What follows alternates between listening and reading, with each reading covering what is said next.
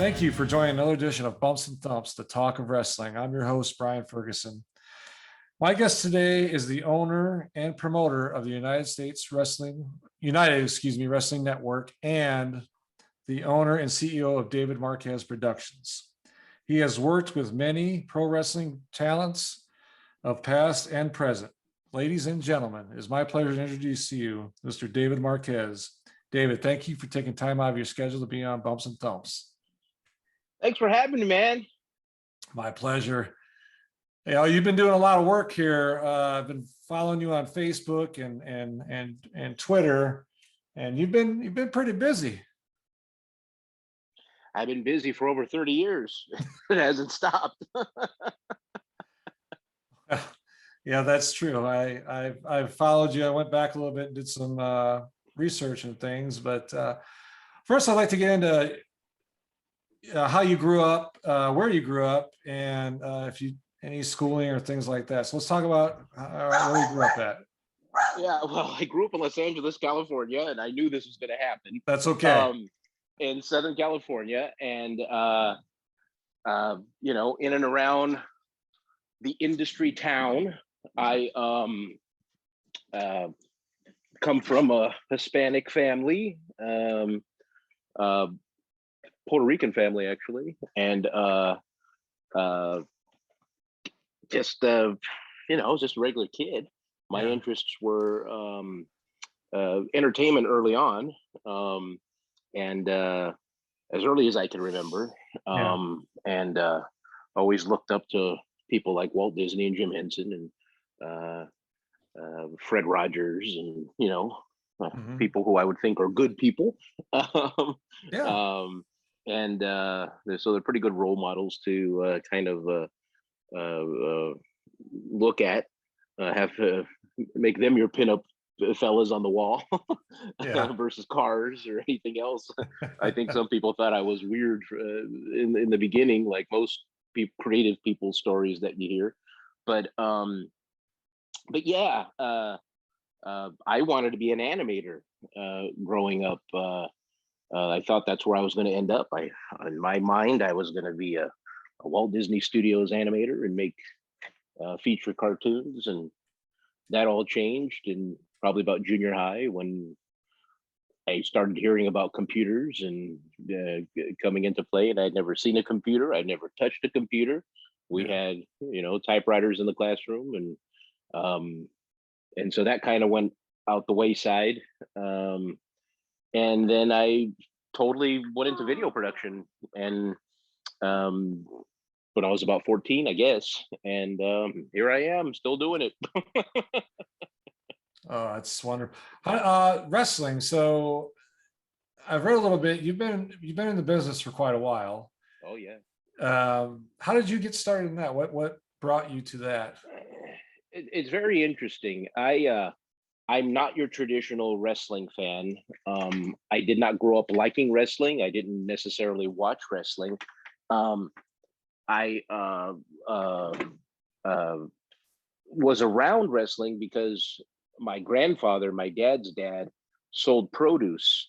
And when he, at the end of the weekends after flea markets and whatnot, the leftover kind of bad fruit, he would go to the Olympic Auditorium and sell it to the fans. So when you hear stories about people throwing lettuce or tomatoes or whatever at wrestling, he would be outside selling that stuff pretty cheap.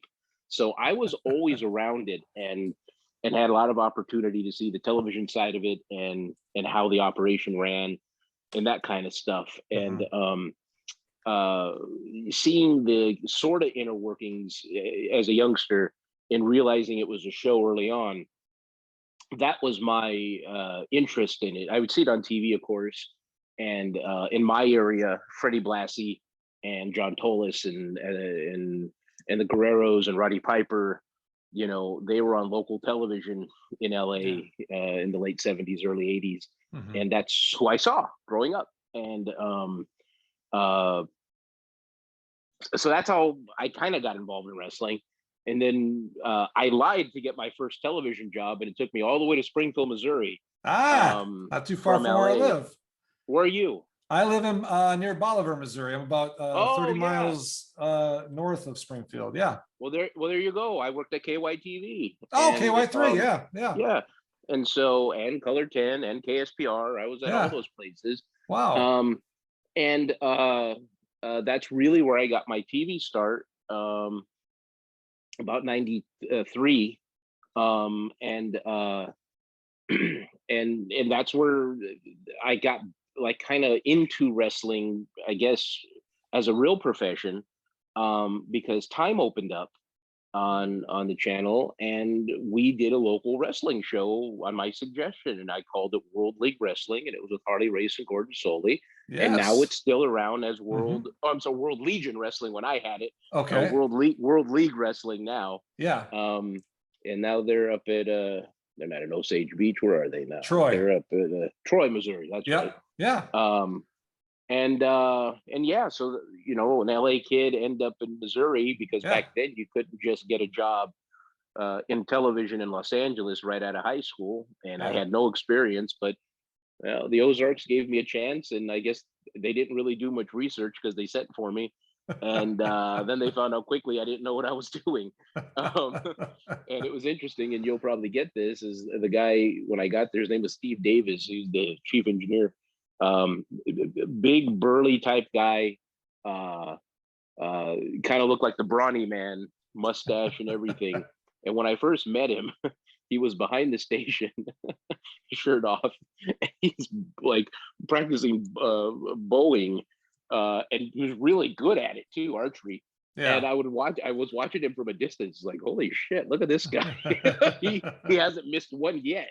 Then I found out he hunts, bow hunts, and I was like, well, there's the boss. That's the guy I have to deal with. Yeah. And at any rate, so that's where I started in wrestling, producing and getting involved. And I hired Harley Race as the booker, and Gordon Soley as the announcer, and Carl Lauer, who I had known little bits of from Los Angeles. Yeah. He had a license, and he's also, was still a commissioner for the athletic commission in Missouri, and for years the head of the Cauliflower Alley Club. Yeah. But that was my formal training. That's not a bad tree to sit under. No, that is interesting because I just did a podcast probably 3 or 4 months ago with Dan Geyer. And, I always used to go to those shows. When I was in the military, I was stationed at Fort Leonard Wood, and I would go sometimes to the shows when they were at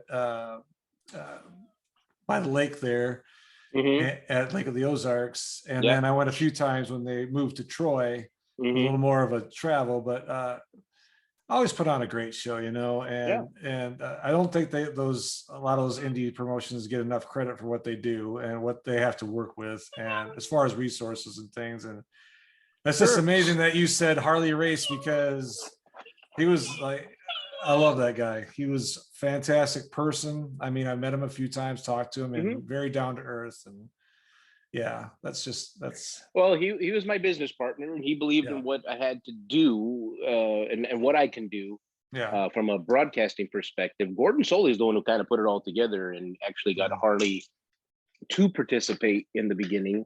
yeah. But Harley's wife BJ didn't care for me. But she'd always call me the Flim Flam Man. Yeah. I was like, look who you're married to. Like, come on now. Yeah. But yeah, learning that all-star wrestling route that we ended up being on with Harley, from Southern Illinois. What's the town? I think Quincy, Illinois, to about Jonesboro or Little Rock was our TV coverage we ended up Okay. on. Yeah. We may have peeked into Oklahoma, but I don't think so. We were in Lawrence, Kansas, and Cape Girardeau, all that, the whole thing. So we would Right. we would travel a lot and do shows. We would work with Frank Reed in Hannibal. We would work with people in Bell. We had a high school there that did great, and they would buy the show from us. We don't get that anymore. But Yeah. but yeah, it was a good time and a great education. And then the WWF and WCW relationships and Memphis and Jerry Jarrett and all that stuff. It was a great education for a guy like me. So once you left the Ozarks, I'm assuming you went back to LA Yeah, and, yeah. I came and, back to LA in '99. and then started your own company, or how did that No, work? well, no, not necessarily. So I was freelancing and doing work for just about everybody in wrestling and television. I was working at ABC News, ABC Sports, um, helped just a tad Corey Macklin with Memphis Wrestling. It was not, I wasn't really involved, just here and there from a TV perspective. I would go and see what they were doing at the studio and how that was being put together. But at WCW, I did a lot of stuff, way, way, way behind the scenes. When I say a lot of stuff, it's not anything anybody would know or care about.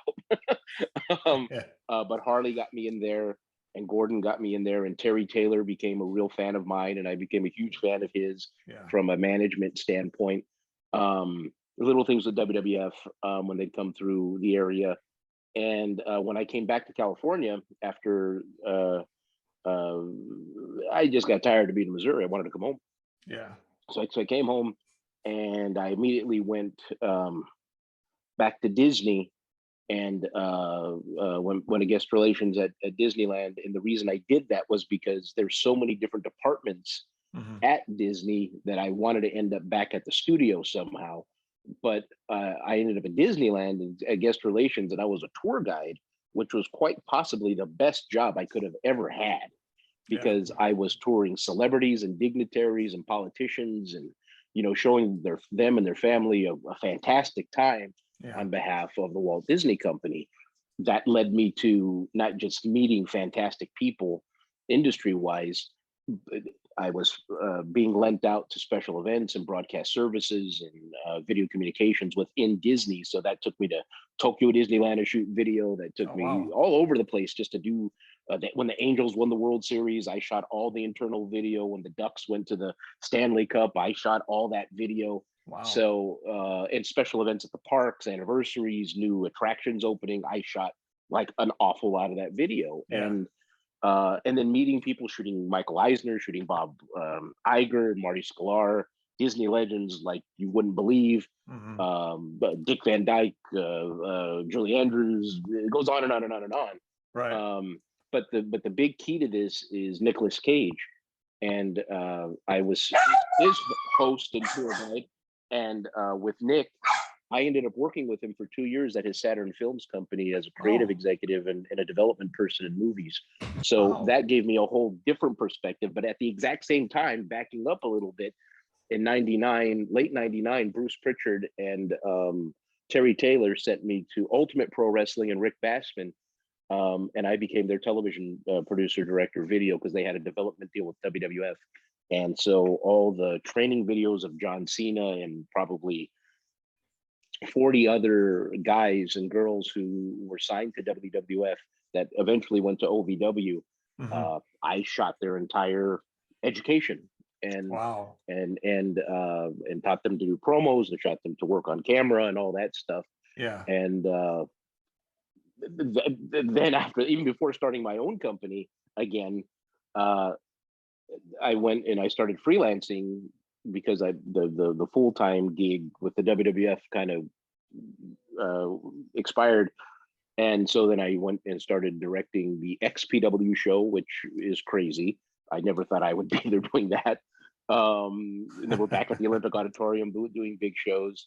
Then that led me to other smaller things and establishing Pro Wrestling Guerrilla out here in Southern California with that group, a good little company called Epic Pro Wrestling, and Kevin Kleinrock has become a very good, quite possibly a best friend of mine Yeah. since those days at XPW, and we did Wrestling Society X together at MTV.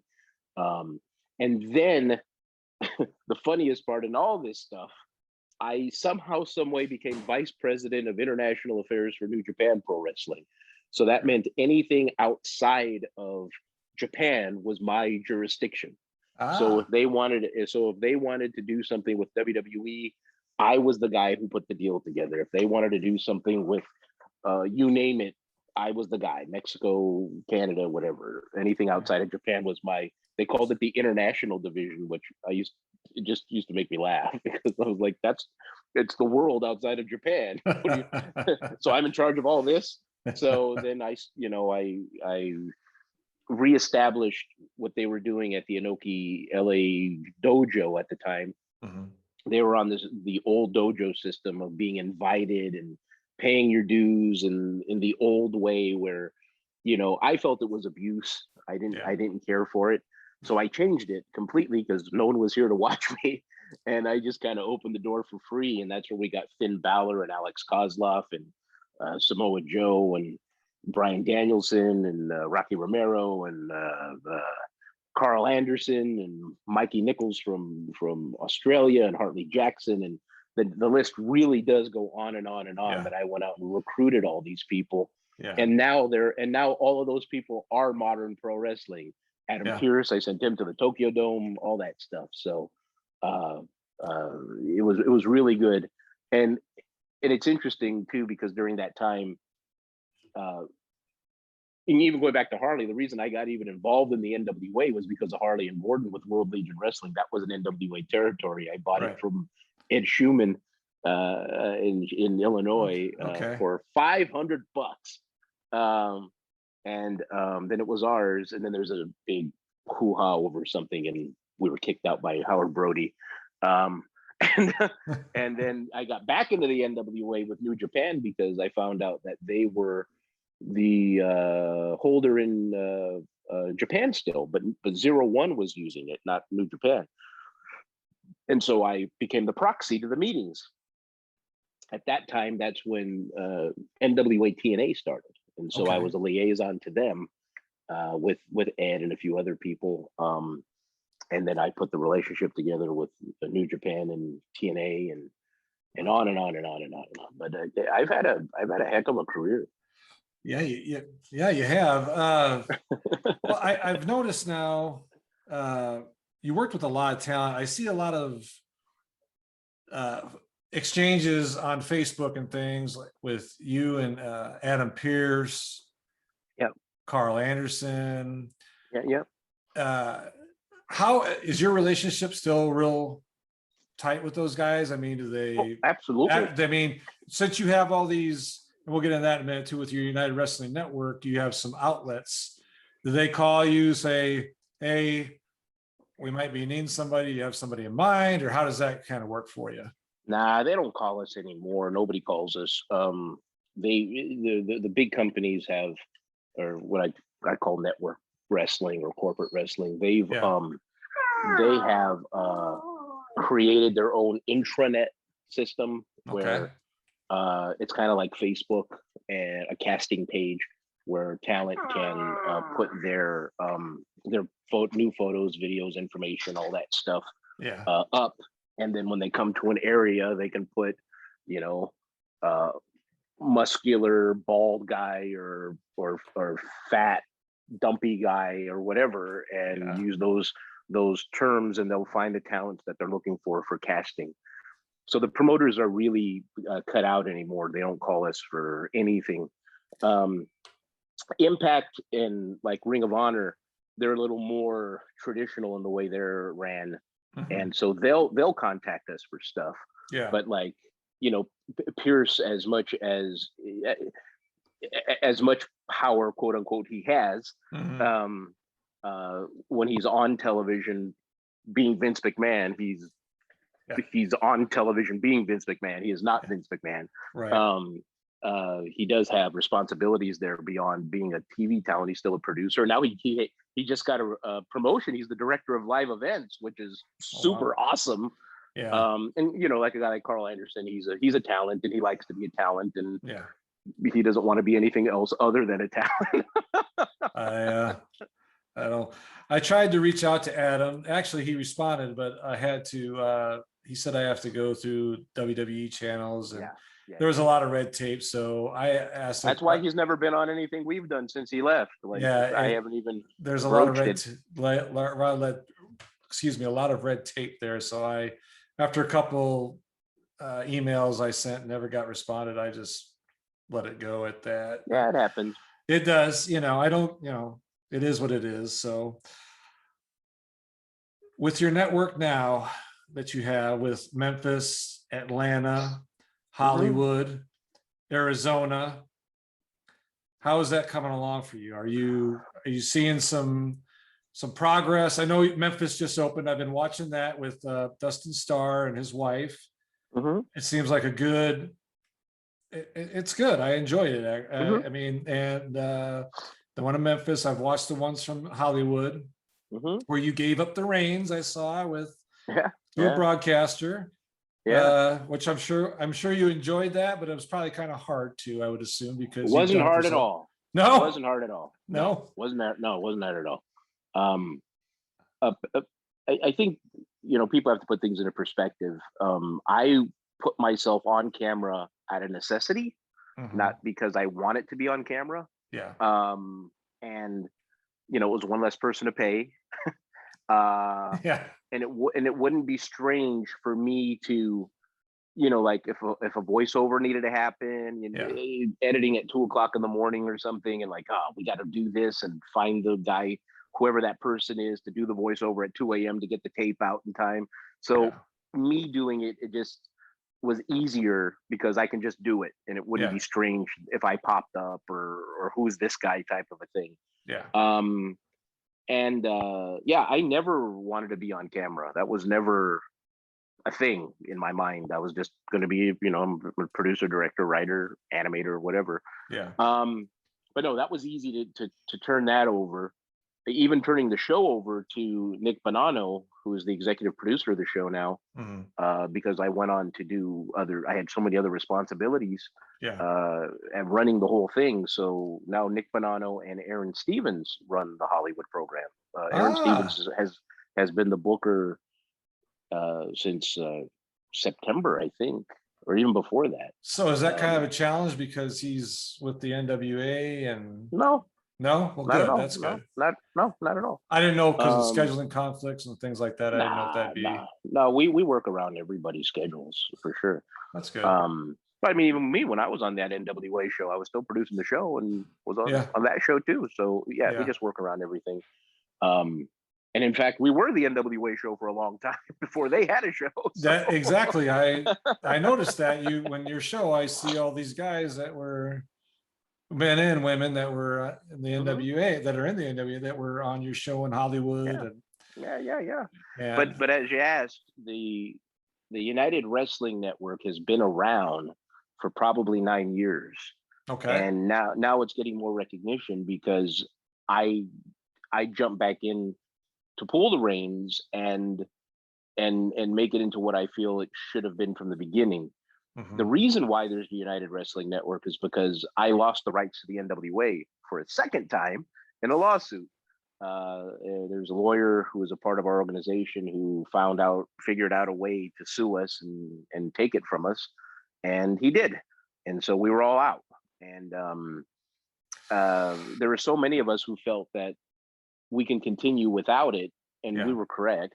Uh, yeah, and we spent so much money on that lawsuit, which we just should have just gave it up and walked away from it. But um, at any rate, uh, that's why the United Wrestling Network happened. Was I mhm. felt that there were enough promoters that I worked with, because we were just our momentum at that time, 08, 09, 010, 11 Mhm. was so good. Yeah, Adam Pearce was the world champion. I had sporadic television around the country. The production quality was good. We were bringing people in from across the country who were other NWA champions. We were actually getting something working. Mhm. There was always friction in the NWA and all my years in it. And I know over the years, but I mean, my years in it for sure, because I think the best term to use for these promoters are wannabes. Like, there were so many people who felt they were good promoters or they had something to offer when they didn't have anything to offer. yeah, They never promoted shows. They became a member because Dennis Carluzzo in 97, 98 sold them a membership for $500, and they were around. And so they felt that through whatever um, hierarchy, or what's the word I'm looking for? What's the word when you work somewhere? Seniority. seniority. Yeah, So seniority. So some of these guys felt because they were there a while, they had their voice meant something, even though they did absolutely nothing in wrestling ever. And Yeah. some of them were warehousing states and like not allowing other people in. And it really was like Continental Congress. Like you couldn't, nothing would work.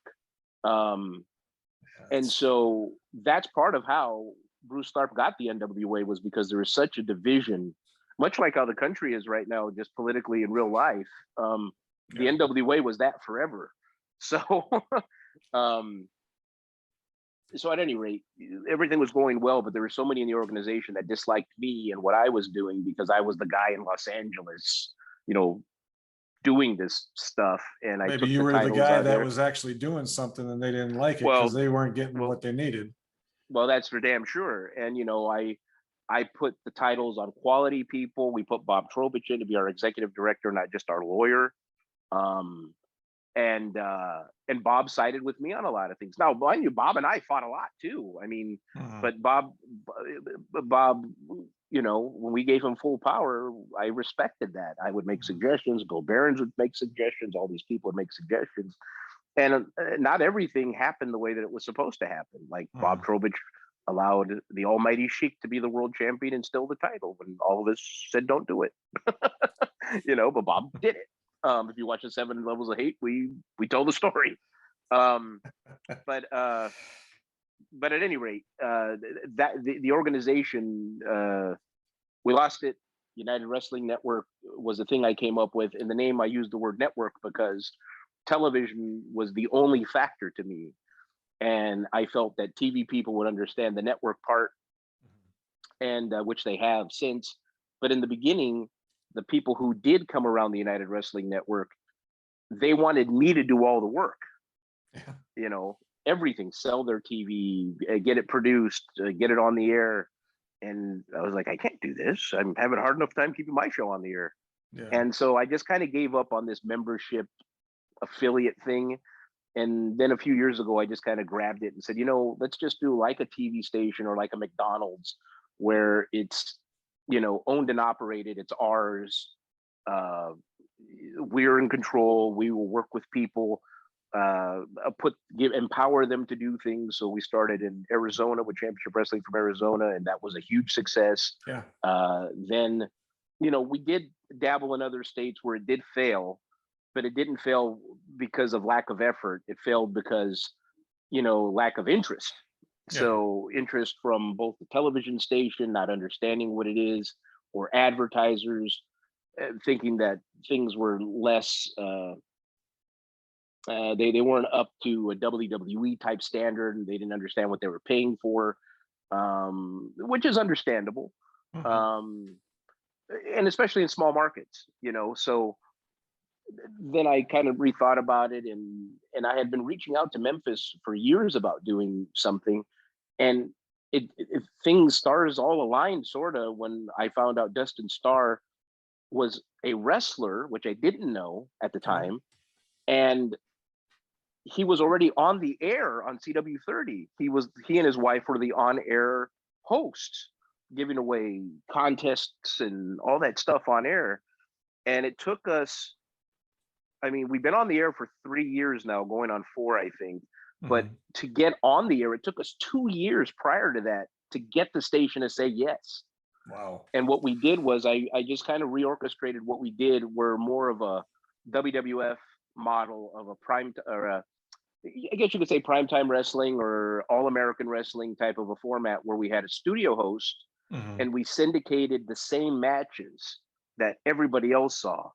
And my idea was putting local advertising money into the show, showing the Hollywood matches and the United Wrestling Network matches. And when if you watch like the second year of Memphis, we kind of dropped the Hollywood part altogether.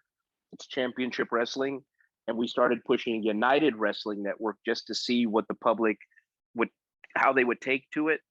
And it took on very well. Then throughout the pandemic, we stayed on the air. And then the station came to us and asked us to do local matches, which was the goal. That's what we wanted. And so now Championship Wrestling from Memphis is its official name. And it's on CW30 Saturdays at noon, or on YouTube. You can join in the fun, and it's a huge success, both financially and critically. and I'm very happy with that. And that has now led us into doing more original things like, well, Primetime Live was a pay-per-view series that we did, a limited series that was very good. And then now a Championship Wrestling from Atlanta with Peachtree TV, which is the original Channel 17 WTBS. There, we just learned something new today. There you go. And they're putting us on at a beautiful time. Usually, you know, when we get on the TV, they'll put us on, you know, on a weekend morning or bury us at 1 or 2 in the morning. Ring of Honor, they own those stations and they still stick them on at 1 or 2 in the morning. Yeah. These folks in Atlanta are putting us on Saturday nights at 10 o'clock. Oh, wow. You're telling me. So that's great. I am so ecstatic. And depending on when this is going to run, when is this going to run? This it'll be probably tomorrow. It'll be our ability. Okay. Well, then I can't say it just yet, but okay. the venue we have and we'll be announcing is beyond perfect and beautiful. All right. And I hope not just the people of Atlanta will be excited, but I hope pro wrestling will be excited. What we learned with NWA Power, David Lagana and I putting that together, we knew nostalgia was going to sell. So if that says anything about Atlanta television wrestling, that should tell you everything about where we're going to shoot it. We will be front and center. All right. I'm looking forward to that. Actually, I've been watching for it since I saw it on your Facebook page. And so I'm looking forward to that. And I've been working on that for 5 years too, by the way. A lot of people like to say that, you know, that I'm only doing this to get back at the NWA for not working with me. That's not it at all. Yeah. The NWA had the opportunity to go on that channel too, because I already had the thing in place. And the studio that they shoot Power in is the studio I was originally going to shoot in, because that was what I had scouted for myself. Yeah. And I gave all of that to David Lagana to do the Power program. Yeah. So that's not the reason. So whoever's listening to this, you get that out of your head. Has nothing to do with that. Yeah. But I do hope Trevor Murdoch coming up this weekend leaves Atlanta, the NWA World Champion, and beats the shit out of Nick Aldis. I'm with you. He deserves it. I saw him when he was in Troy with World League Wrestling. He came back. He was a world champion. He was a champion there for a year or two, or think, or something. And I just remember this one match. He had this kid in there, a guy that was this up and comer, and just knocked the you know what out of him. And I felt so bad because the kid had welts on his chest from getting slapped so hard. And you know, people say, well, wrestling's fake. No, it's not. Now they know what's going to happen sometime, most of the time. But you know, that kid, I saw him at the concession stand later, and he still had his shirt off. He just had welts, and I was just like, he goes, that's just part of the business. You gotta take your lumps. And I was like, yeah, you're a better man than me, because no. So, but I never do that. Yeah, no. I want to ask you a question. So you've been in the business quite a while. So your opinion of wrestling today, now, not yours specifically, because you're more old school, but the big ones versus the past.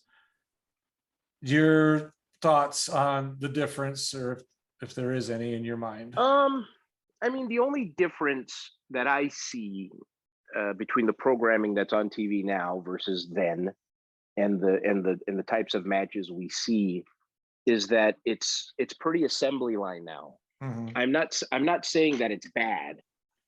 They have evolved, I believe, television wrestling to meet what the current market wants. You know, the trends of, you know, now they have to entertain TikTok viewers who, you know, look at 25 seconds worth of programming. You know, and characters, when you think about characters in general, like a lifespan of a character is, they go through trends. So let's say Betty Boop and Popeye, they're not as popular as something that's on Cartoon Network or maybe the Disney Channel right now, and they've gone out of favor. You know, and you could even say this about older wrestlers when they would go in and out of territories. Yeah. Like they would lose what they had and they had to move to somewhere else to get something back, you know, and the interest back from the public and the magazines to catch up and all that kind of stuff. Yeah. So I just think that it has changed, and I don't want to say for the worst, even though we've lost so many viewers and so many things, but the world has also changed. You know, you can't have, you know, white bread American with a flag out there beating up an Iranian person. Like, you can't do that anymore. Right. That's not acceptable. And wrestling, much like everything that was post-war popular, had everything to do with race, you know, and so, you know, that I believe that's part of the reason why people have turned it off, because what you grew up liking and what might even be who you are as a person is not in your entertainment anymore. Yeah. Like even Dean Martin, Sammy Davis, and Frank Sinatra, as close as those guys were, their shtick, their gimmick, their act was nothing but race. Yeah. You know, and you That's can't true. do that. Yeah. You can't pick up a black man and say, I want to thank the NAACP for this award. You can't do that today. Yeah. So, you know, hey, Dean, you look kind of cold. Yeah, I am. I'm just a wopsicle. Like, you can't say those jokes today. Right. So, you know, that's part of I believe, and see, because I'm in it, that's part of the problem that we as producers have in creating a show that is everyone and everything. And even going back to Disney as an example, like, I came up still in Walt Disney's philosophy of what Disneyland is. There's no facial hair, there's no earrings, there's no tattoos, your natural hair color, all that stuff.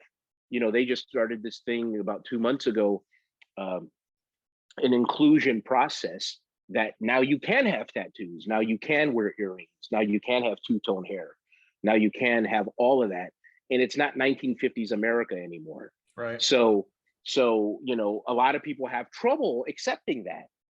And just like in society in general, but that's a workplace, that's a corporation, and you have to deal with that. Same thing with the WWE. You know, Jinder Mahal, when he came out, they really tried desperately to make him this, you know, Hassan guy with a sword and everything, and it just doesn't work. And every time you have a Mexican American or someone with a Mexican background, they don't always need to wear a sombrero and ride a lawnmower.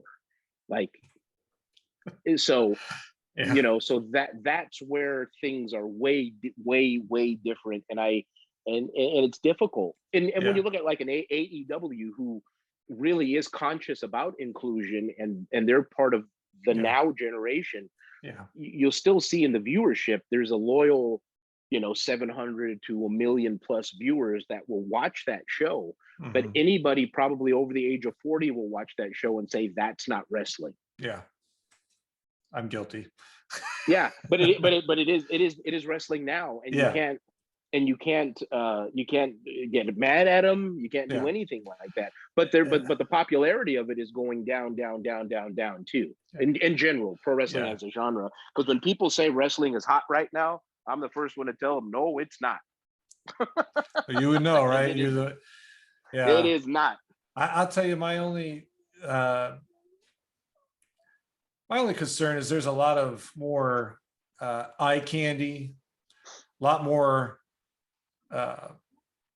segments where they're talking and doing things other than in the ring. And that's the one thing that kind of bugs me. I mean, I understand they got to do the interviews and do a few segments and things, but I think there's more of that than there is the actual in-ring action, my opinion. When you have 3 hours of weekly TV to fill. Exactly. Right. It used to be an hour, you know, unless it was a pay-per-view, then it'd go maybe 2 hours, 2.5. Yeah. But now it's 3 hours on television, and then you have a 3 or 4 hour pay-per-view, and you have to fill that time. So I see your point in that, but it's just and even like including influencers like Bad Bunny, a huge musical artist right now. But Yeah. if you're over 40, you might not know who that is. I didn't know You who he know, and they're was. like, oh, yeah, and it's like, and people are offended by it. I was like, okay, so imagine your grandparents watching, WWF in 1984, and there's Dick Clark and Cyndi Lauper, and it's like, Mhm. well, who's that person? Yeah. But to you as a 40, 45-year-old, you're like, Yeah. oh, Cyndi Lauper, that was the Rock and Wrestling Connection, and this and Yeah. that, and Andy Warhol was there, and Yeah. the cast of Taxi, and that's where Andy Kaufman came from. Yeah. But it's not cool now because it's not for you, you know, Yeah. and Good that's not point. cool. You can't be mad at that, Yeah. just like comedy's evolved. Yeah. Unfortunately, I feel comedy should be off limits because comedy is important Mhm. and it is a reflection on society, and people Yeah. should be able to say what is truly going on Yeah. with stereotypes and everything else, because that is comedy. Yeah. um and Pro wrestling is an extension of that, but you really have to like do it the right way, and I feel Yeah. wrestling will always take the low road. Well, good analogy. Yeah. I understand that. So today, your promotion, everything, who do you think is the hottest, or I shouldn't say hot, best wrestler performer in your Oh eyes? man, that's so hard right now because Yeah. we work with so many people all Yeah. over the country, well, the Yeah. world, um and I'm not as involved Okay. in the booking process anymore. My job now, I work more as editorial.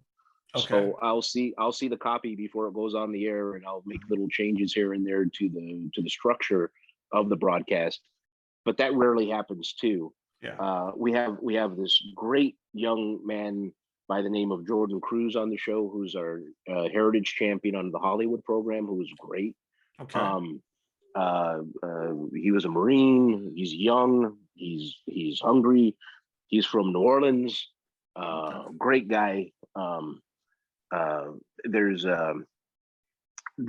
I think there's a sleeper out there too. His name is Adriel Noctis. Okay. He's on the Hollywood program too. He comes out wearing a mesh top. Um, he really resembles to me, and talking to him and getting to know him, a very, very young Roddy Piper, but he Okay. doesn't know that yet. Um, in the tag team, I have a team called the Bodega. People probably know who Danny Rivera is now because of AEW and New Japan, Mhm. but for years he was just on my show. Right. And him and Papo Esco, and we do the Freebird thing with them with Slice Boogie. Slice Boogie's a Hollywood guy. I know more people today are probably going to say he's an NWA guy, but no, he's my guy.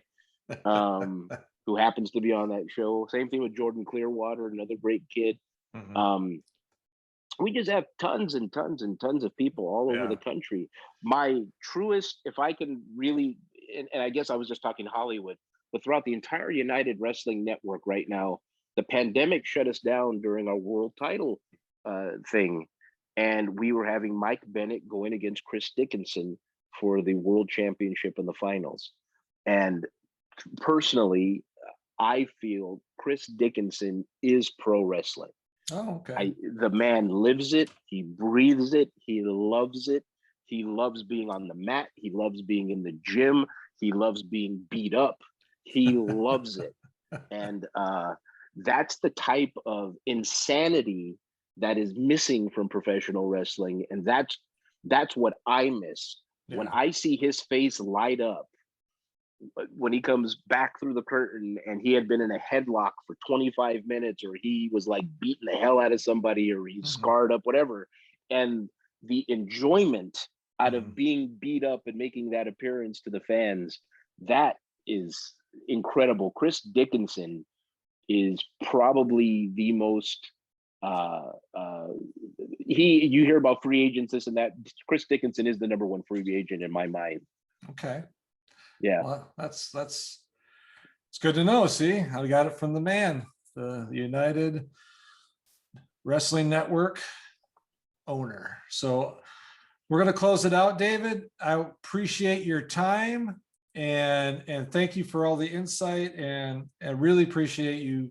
I know you're busy. You've got a lot of things going on, but before we leave, I need to know, what are you working on right now? I know you got the thing in Atlanta going. Is there any other projects that you're working on? Sure. I mean, we're working on stuff every day. We do a boxing show for NBC Sportsnet called Ring City USA. That's every other Thursday. We have an MMA show. Will you relax? We have an MMA show called Lights Out Extreme Fighting that was on Fox Sports Network, which is now called Bally Sports. Yes. That we ran prior to the pandemic. Sean Merriman's our partner in that, the football player. Okay. We do all kinds of things, but from a pro wrestling standpoint, I'm working on getting Primetime Live back as a format, as a 90-minute show. Okay. The Atlanta program is going to be a big thing here going into the future. I wouldn't be too surprised if I spend most of my time in Atlanta producing this show. And sport, relax, come on. And he was raised by wrestlers. So if the attention is not on him, he is the toughest guy in the room until you actually have to put him up to something. He is a total wrestler, a total worker. He won't eat unless I'm standing with him to eat. It's the worst. And then Texas. Okay. I have more TV affiliates in Texas than anywhere in the country. We're on about 300 outlets across the US, cable, satellite, and broadcast stations. Okay. And Texas, we have the most. I think it's upwards of about 11 or 12 TV stations in Texas. Oh, wow. That's great. So now is the opportune time to make a Texas wrestling show and put it on all those stations, take Hollywood off and fill it with that programming so that we know it's a good state that supports wrestling. It'll have programming to push it. And so we could actually put loops together and live events, go into Louisiana or go into New Mexico. And then that could feed into Arizona, and like the routing could actually work. And for your area, I've been working on something in St. Louis. So we'll see if that all comes together. We're working on something in Portland. And I got to say this too. I'm sure the people have seen the commercials with Ric Flair and I. But Car Shield. Car Shield is quite possibly the best broadcast partner I've ever had. They will be presenting. They already present the Hollywood show all over the country, and they are the title sponsor with Atlanta right now. And the campaign we've done with them is amazing, and it's working really well. And I can't thank Car Shield and Kevin and those guys there enough in supporting what we do. They're helping us actually get it out there. And Car Shield is actually a St. Louis company. So there you go. There you go. Kind of a full circle. Well, okay, David, this time we're going to close it out for real. Thank you so much for coming on here, taking the time out of your schedule. I look forward to the continue watching Championship Wrestling from Memphis, and when it comes into Atlanta, I'm excited about that, and hopefully St. Louis. That'd be great. So I'd love to be back in Missouri. Yes. So thank you, David, and I want to thank all the fans out there for listening today, and we'll be coming back to you soon. Thanks a lot. Goodbye.